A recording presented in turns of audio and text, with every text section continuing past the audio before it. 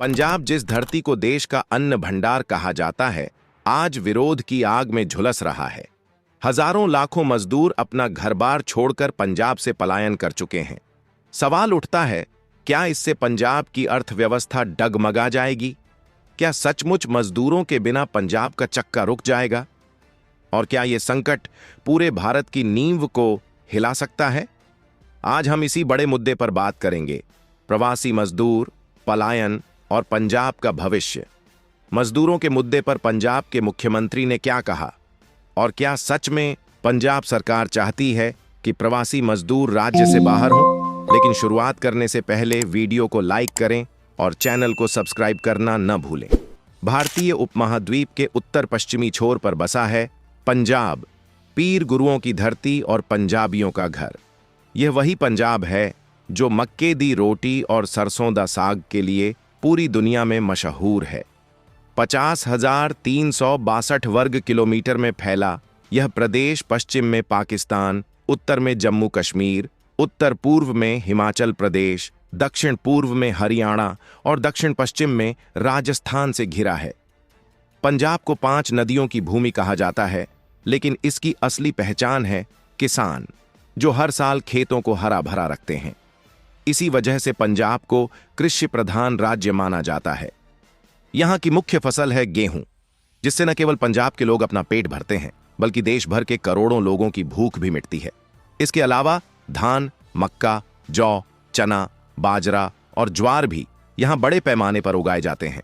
गन्ना, कपास, तिलहन, संतरे, अमरूद और सब्जियों में आलू, प्याज, मिर्च और लौकी भी पंजाब की आमदनी का अहम स्रोत है।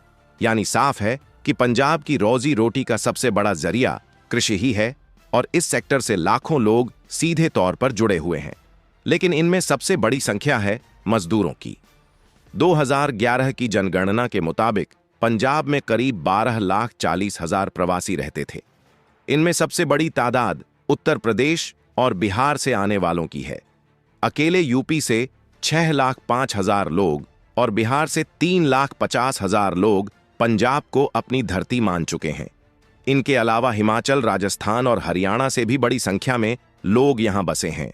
चाहे खेत खलिहान हो, ईंट भट्ठे, फैक्ट्रियां, जालंधर का स्पोर्ट्स गुड्स उद्योग, लुधियाना की मिलें या अमृतसर का धागा कारोबार, हर जगह प्रवासी मजदूर ही काम करते दिखते हैं। मंडियों में माल ढोना हो या छोटे बड़े उद्योगों में मेहनत करना, यह जिम्मेदारी उन्हीं के कंधों पर टिकी है। यही वजह है कि इन्हें पंजाब की रीढ़ कहा जाता है। विशेषज्ञ भी मानते हैं कि अगर प्रवासी मजदूर न हो तो पंजाब का कृषि क्षेत्र हो या औद्योगिक सेक्टर, सब कुछ ठप पड़ जाएगा। लेकिन फिलहाल स्थिति यही है कि इनका पलायन हो रहा है। पहले जहां पंजाबी प्रवासियों का खुले दिल से स्वागत करते थे, वहीं अब उन्हें बाहर खदेड़ने की कोशिशें हो रही हैं। पिछले कुछ महीनों से प्रवासियों के खिलाफ लोगों के मन में गुस्सा और आक्रोश बढ़ गया है। स्थानीय लोगों का कहना है कि प्रवासी उनकी नौकरियां छीन रहे हैं, जिससे बेरोजगारी बढ़ रही है। यही कारण है कि कई संगठन प्रवासियों के खिलाफ सड़कों पर उतरे और सरकार से मांग की कि इन्हें राज्य से बाहर किया जाए। हालांकि पंजाब सरकार ने इस मांग पर गंभीरता से ध्यान नहीं दिया। नतीजा यह हुआ कि स्थानीय संगठनों का गुस्सा और भड़क उठा। जगह जगह पोस्टर लगाए गए, धमकियां दी गईं, बयानबाजी हुई, लेकिन प्रवासी पंजाब छोड़ने के लिए तैयार नहीं हुए। वजह साफ है, सालों से वे यहां रह रहे हैं, उनकी कई पीढ़ियां यहीं पली बढ़ी हैं। ऐसे में वे इसी जमीन को अपना घर मानते हैं। लेकिन यही बात स्थानीय लोगों को खटक रही है। उनका कहना है कि मजदूरी के लिए दूसरे राज्यों से लोगों को बुलाने की बजाय स्थानीय युवाओं को ही मौका दिया जाए। स्थानीय विरोध और लोगों की परेशानी को देखते हुए मुख्यमंत्री ने भी बयान दिया कि पंजाब के युवाओं को रोजगार दिलाना सरकार की जिम्मेदारी है। उन्होंने आश्वासन दिया कि कृषि और उद्योग दोनों क्षेत्रों में लोकल युवाओं को प्राथमिकता दी जाएगी। यानी साफ है कि सरकार इस मुद्दे पर प्रवासियों से ज्यादा अपने राज्य के लोगों को तवज्जो दे रही है। रोजगार दिलाने की जद्दोजहद में सरकार लगी हुई है, मगर शायद ये भूल रही है कि पंजाब की अर्थव्यवस्था में जितना योगदान स्थानीय लोगों का है, उतना ही हिस्सा प्रवासियों का भी है।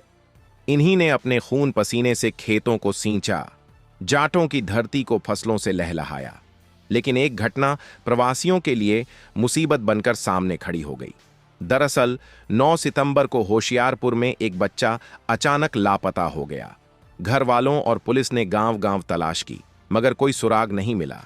अगले दिन यानी 10 सितंबर को उसका शव कब्रिस्तान से बेहद दर्दनाक हालत में मिला। जांच पड़ताल और सीसीटीवी फुटेज चेक करने पर खुलासा हुआ कि यह अपराध उत्तर प्रदेश से आए एक व्यक्ति ने किया था, जिसने बच्चे को अगवा कर मार दिया। अब क्योंकि यह वारदात एक प्रवासी के हाथों हुई थी, स्थानीय लोगों के बीच प्रवासियों को लेकर गुस्सा और ज्यादा भड़क उठा। नतीजतन लोगों ने आदेश दिया कि बाहरी लोग तुरंत पंजाब छोड़ दें, वरना अंजाम बुरा होगा। धमकियों का असर यह हुआ कि प्रवासी मजदूरों के मन में डर बैठ गया। बड़ी संख्या में उन्होंने पंजाब से पलायन शुरू कर दिया। गलियां सूनी हो गईं और रेलवे स्टेशन व बस अड्डे लोगों की भीड़ से भर गए।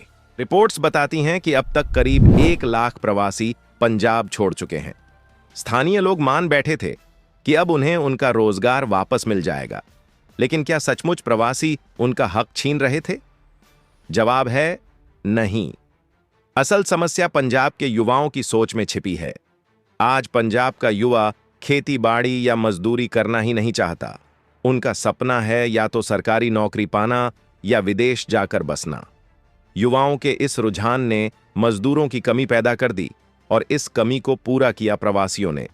ऐसे में अगर कहा जाए कि बाहरी लोगों ने पंजाबी युवाओं का रोजगार छीन लिया, तो यह सरासर गलत है। बावजूद इसके प्रवासियों पर यही आरोप लगाकर उन्हें राज्य से निकालने की मांग उठाई जा रही है। स्थानीय लोग यह तक कहने लगे हैं कि प्रवासियों के कारण पंजाब में गंदगी और अपराध बढ़ रहे हैं। गुस्से और विरोध की यही लहर आज प्रवासियों को मजबूर कर रही है पलायन के लिए। लाख से ज्यादा लोग अब तक लौट चुके हैं। उनका कहना है कि वे खौफ के माहौल में जीते हुए काम नहीं कर सकते। वे यहां मेहनत मजदूरी करने आए थे, जान गंवाने नहीं। इस पलायन का असर साफ तौर पर पंजाब की अर्थव्यवस्था पर पड़ रहा है। कुछ ही समय पहले बाढ़ ने पंजाब को तबाह किया था।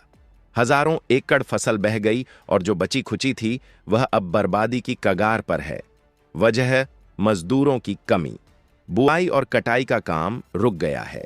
फैक्ट्रियों में भी श्रमिकों की किल्लत हो रही है। ईंट भट्ठों पर काम करने वाले नहीं बचे। अगर मजदूर पूरी तरह से पंजाब छोड़ दें तो व्यापार व्यवस्था पूरी तरह ठप पड़ जाएगी। मगर इस मुद्दे को सुलझाने के बजाय राजनीतिक पार्टियां अपनी अपनी छवि चमकाने में जुटी हैं। विपक्षी दल प्रवासियों के साथ खड़े हैं तो कुछ संगठन स्थानीय लोगों के हक में सरकार पर दबाव बना रहे हैं। मुख्यमंत्री ने साफ किया है कि स्थानीय युवाओं को प्राथमिकता मिलेगी, जबकि प्रवासियों को रोजगार सीमित दिया जाएगा। दूसरी ओर प्रवासी भी चुप नहीं बैठे। उन्होंने अपने अपने राज्यों की सरकारों से गुहार लगाई है कि उन्हें सुरक्षा दी जाए और रोजगार का दूसरा विकल्प उपलब्ध कराया जाए। वहीं जो संगठन अब भी पंजाब में टिके हैं, उन्होंने चेतावनी दी है कि अगर सुरक्षा की ठोस व्यवस्था नहीं हुई तो वे भी राज्य छोड़ देंगे। अगर ऐसा हुआ तो पंजाब की अर्थव्यवस्था पूरी तरह चरमरा जाएगी। इसका असर न सिर्फ पंजाब बल्कि पूरे भारत पर पड़ेगा। पंजाब की फसलें दिल्ली, हरियाणा और उत्तर भारत के तमाम राज्यों में जाती हैं। इन्हीं से लाखों लोगों का पेट भरता है और रोजगार पैदा होता है। अगर पंजाब की खेती ठप हुई तो बाकी राज्यों में भी अनाज की कमी हो जाएगी। हरित क्रांति के बाद पंजाब को भारत का अन्न भंडार कहा जाने लगा। देश की खाद्य सुरक्षा में इसका योगदान आज भी सबसे अहम है। अकेले यह राज्य 30% चावल और 46% गेहूं देश को देता है।